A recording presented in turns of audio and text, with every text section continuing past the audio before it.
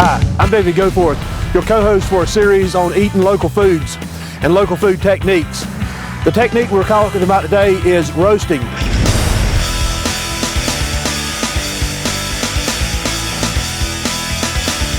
We're out here today at the farmer's market to get us some meat and vegetables to roast. If you haven't been to the farmer's market lately, you might be surprised that we have so many protein vendors out here.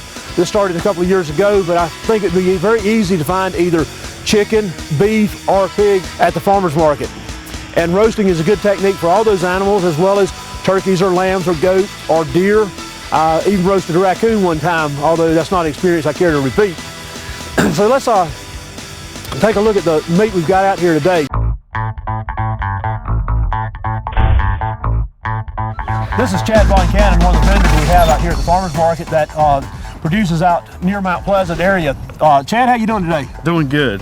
We're looking for something to roast with, and I understand that sort of the middle part of the animal tastes better than the ends and easier to roast, and I'm using somebody else's money, so what have you got? Oh, we've got some tenderloins that would be great. They'd be great for that. We use a Duroc breed. It's a really nice breed that nice long hogs. We get lots of pork chops, nice tenderloins out of it, and then they have some pigment to their skin. They're dark reddish brown hogs, so they don't sunburn. You know, they do well out on pasture. They're just a nice hardy hog. Now, when you get into local food movement, you hear a lot of people talking about Tamworth, and your choice was to go with that instead of the Tamworth because of the production of the middle part of the pig. Yeah, the pigment, they've got a better temperament too. They're a real nice, calm temperament hog and nice to work with. It's a very good pig, Chad. Okay, so, well, thanks a lot. Appreciate this, and we'll take this back to Pam and see if we can get it roasted. All right. There you go. All right.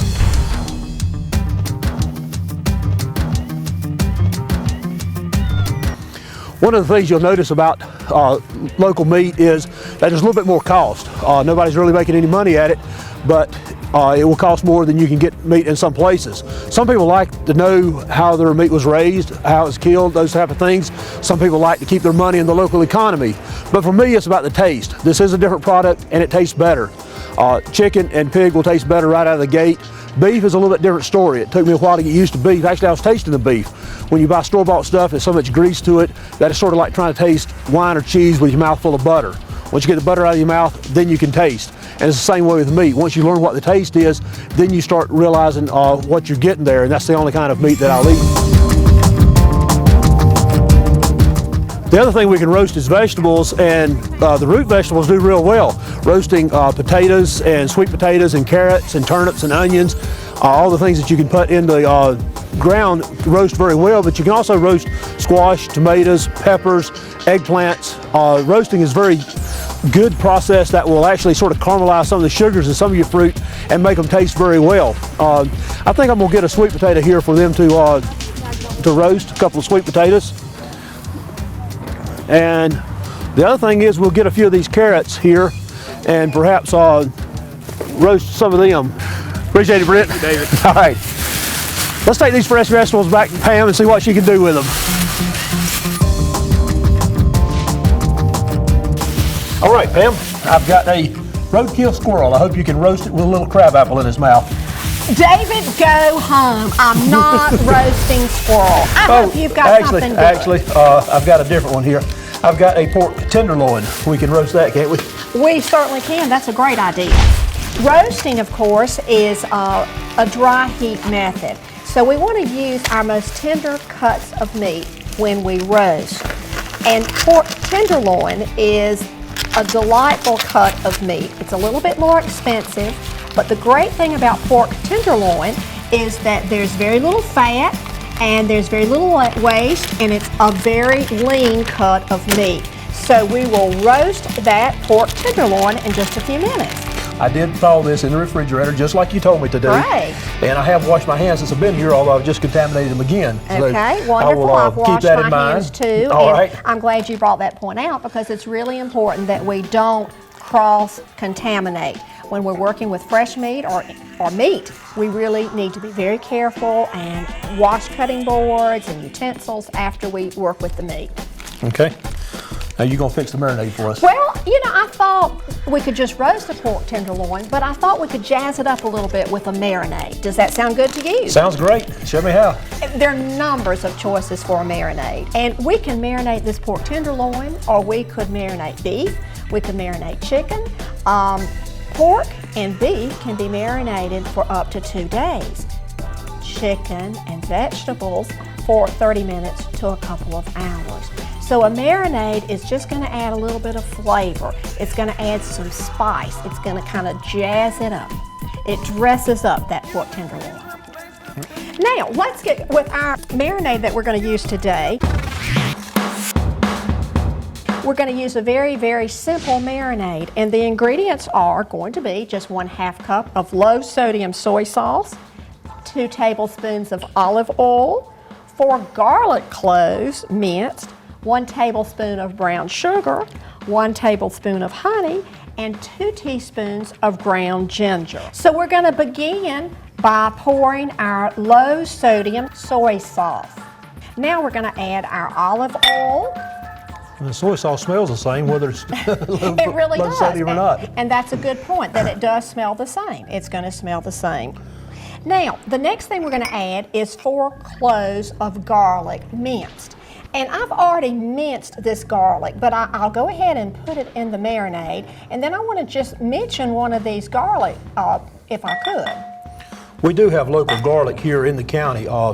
One farmer grew about $12,000 worth of garlic last year. Oh, Another that's one grew great. several thousand also. That's great. Well, when you go to the farmer's market or when you're at the grocery store, you're going to find garlic in this form, and it's already been opened.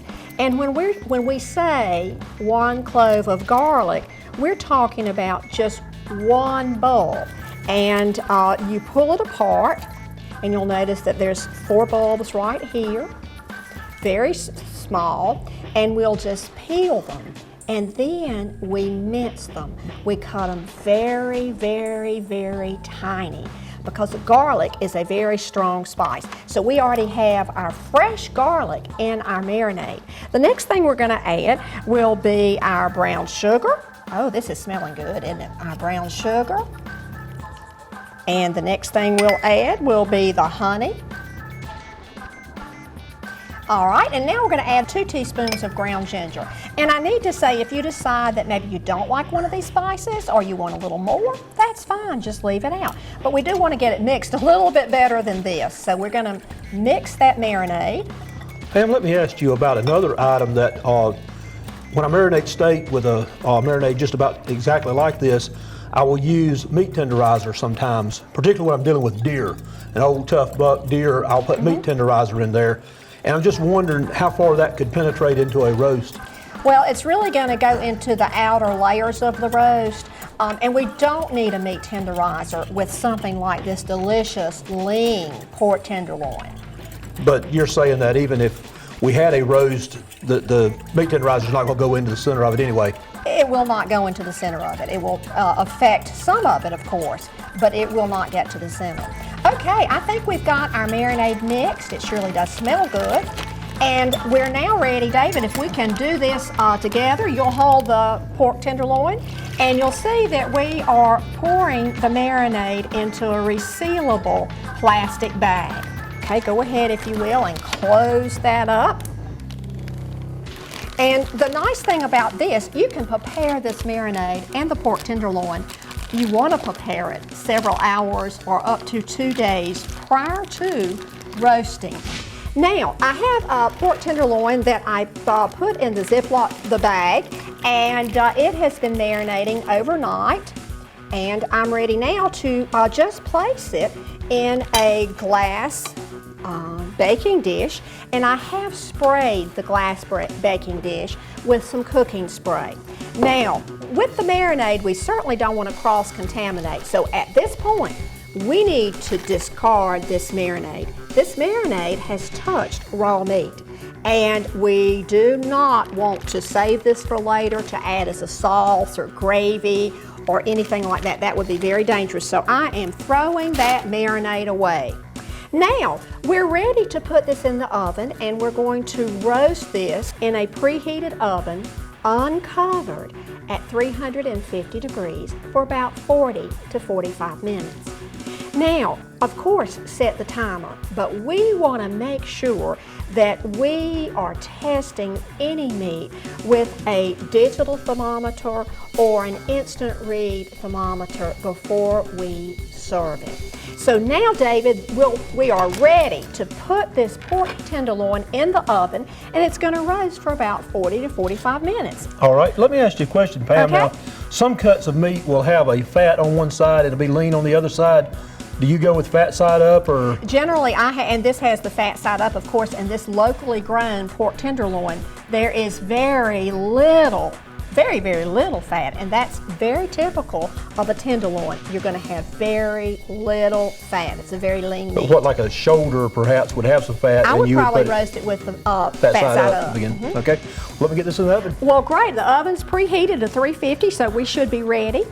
Now, after we have roasted that for about 40 to 45 minutes, we're going to be ready to use our thermometer or an instant read thermometer. And I kind of like my digital thermometer better. We will do that by just inserting the digital thermometer or the instant read thermometer into the meat and let it stay for about 20 seconds. It will continue roasting and heating a little bit after we've taken it out of the oven. And that is perfect. It's right at 160 degrees. And that's exactly where we want a pork tenderloin or any cut of pork to be, 160 degrees. But here's the secret in a delicious pork tenderloin, or really any other delicious meat. We've taken it out of the oven, and now we're going to just cover it lightly with aluminum foil for about 10 minutes. David, this is really important because if we started cutting this right now, it would be so much drier and it would be a lot tougher.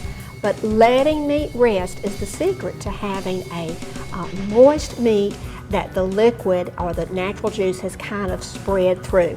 So we're going to let this just rest for 10 minutes or so. The temperatures that you were giving us on pork, it changes for other cuts like beef and chicken and turkey would all have different temperatures. Right. A steak, if you wanted a more rare steak, you would probably roast it to about 145 degrees. Chicken part, like chicken breast, 165 degrees. Your whole poultry, if you had a whole chicken, 165 degrees. And then fish, 145 degrees. And even those popular egg dishes we'll be looking at later on in another series, perhaps, 160. Now, if a person goes too far and they cook it too long, is that really change the taste of it, or? It's going to make it a little bit tougher and a little bit drier. The big change would be it'll be a little bit drier. And you know, it's certainly better to overcook meat than undercook. That's really important. And in pork, it's very important that we do get the internal temperature up to 160 degrees. Now, we've let the pork sit or kind of stand for about 10 minutes. And we're ready to now serve it or slice it. And I'm going to walk over and get the finished pork tenderloin. Now, this is one whole pork tenderloin, a local cut of meat, and it's been sliced and just garnished with some parsley. What do you think about that? I'm ready to eat. It does look good, doesn't it? And I think you will enjoy this local pork tenderloin at your home tonight.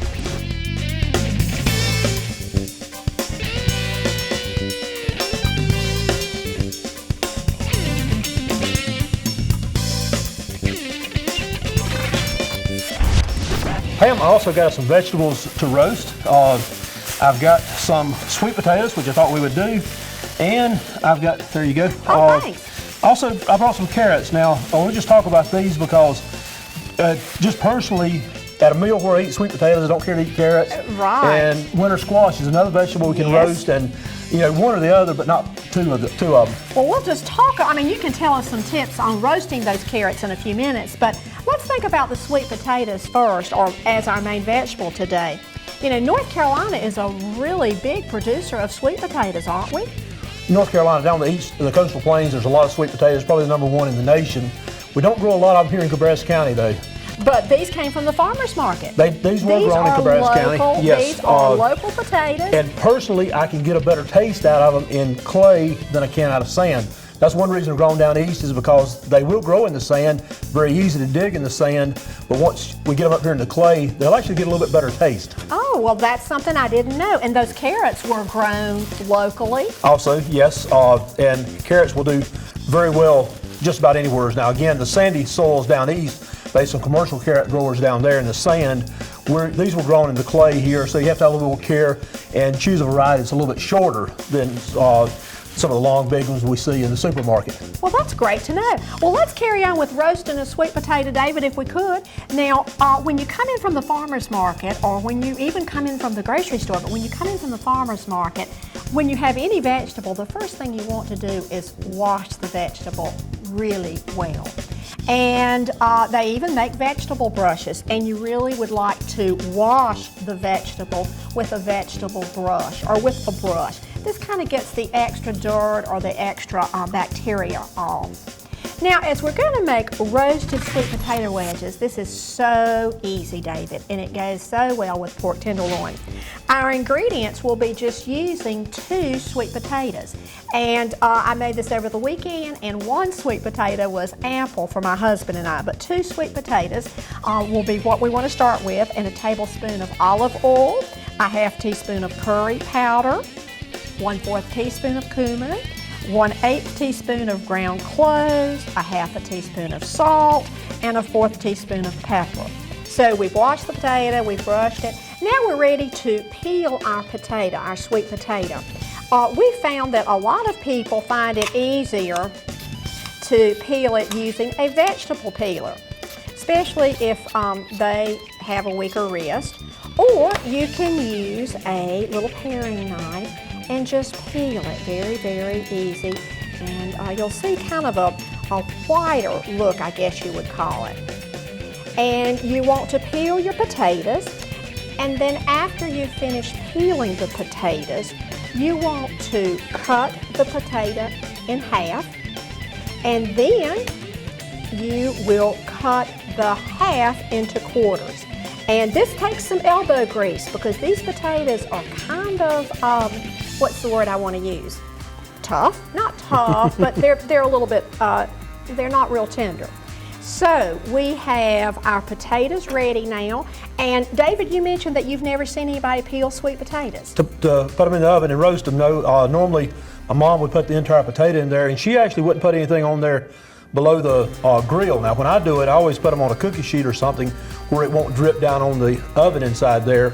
But I'll just set them in there, skin and all, and she will actually do it without anything around them. Now, I understand some people will put tinfoil around the skin, and that would make the skin a little bit more moist and tender and able to eat the skin too, is easier. And then I heard some people put Russian oil on them, which I've never really seen that done, but they say that would also keep the skin a little bit more tender. Well, that's almost what we're going to do today, David. When we roast vegetables, we want to add just a little bit of oil, and usually about 1 tablespoon of olive oil and some other seasonings or other spices. In this particular sweet potatoes, we're just going to add the 1 tablespoon of olive oil, and I'm putting it directly onto the sweet potatoes. We could really put it in our bowl first, however we want to do it. No hard and fast rule here. Now we're adding the curry powder. I think it might be easier to mix it and then add, which is what I usually do. Then we're adding the cloves. Starting to smell them? The cloves and the curry. I think I may be smelling the cumin or something. The cumin, I know cumin is pretty powerful, isn't it? It is really got a funny powerful. taste, but it does go good with sweet potatoes. It goes really great with sweet potatoes. Now we're going to add some ground cloves. Just wait till these. No, the cloves is what I'm smelling. Yeah, just wait till these start baking.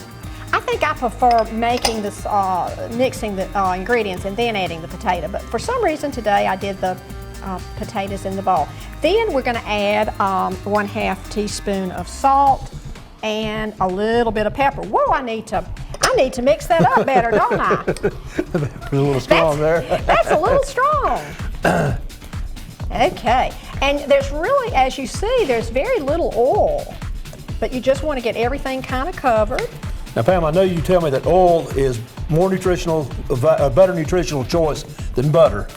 And I agree on sweet potatoes, and I agree on carrots, and I agree on turnips and beets and a lot of these other things we're roasting. But when I get ready to roast a winter squash, I like to use a little bit of butter. Well, that sounds like a good tip to me, and you're the pro on cooking that squash.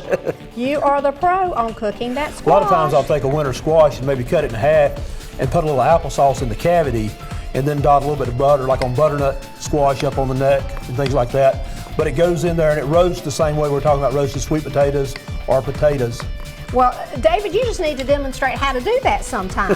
Now, we're ready to put this in our oven, and we're going to bake this roasted is the word I should use, at 450 degrees, or 425 degrees.